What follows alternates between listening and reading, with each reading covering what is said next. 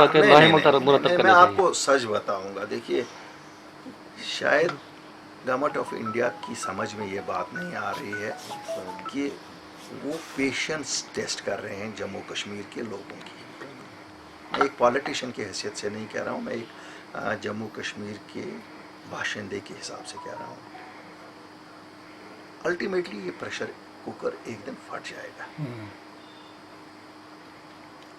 کیونکہ جس طریقے سے آواز دبائی جا رہی ہے, حقوق دبائے جا رہے ہیں, جس طریقے سے ایک آرڈر پہ انہیں لگتا ہے کہ شاید جموں کشمیر ہندوستان کا اٹوٹ انگ نہیں ہے اور بھاگتے چور کی لنگوٹی ہی صحیح.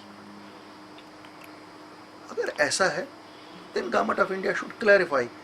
ہم جیسے لوگ جو کہتے تھے کہ integration of people into Jammu and Kashmir تبھی ہو سکتی ہے جب جموں کشمیر کے لوگوں کو وہ حقوق دیے جائے جو ہندوستان کے آئین میں سب ہندوستانی باشندوں کے لیے ہے. آئے دن جو یہ آرڈر نکالے جا رہے ہیں, ان آرڈروں سے لگتا ہے کہ جو یہ حکمران اس وقت ہیں ان کو بھی لگ رہا ہے کہ شاید ہم کہیں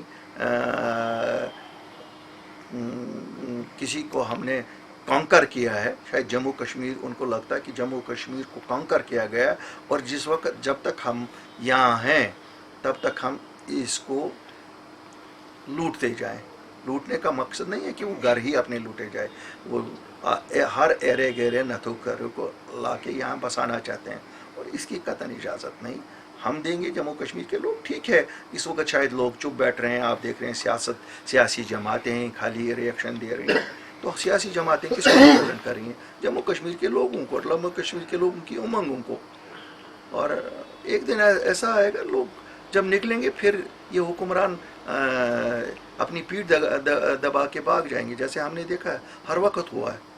جب بھی پھر لوگ اٹھے تو حکمران بھاگ جاتے ہیں نا پیٹھ دبا کے.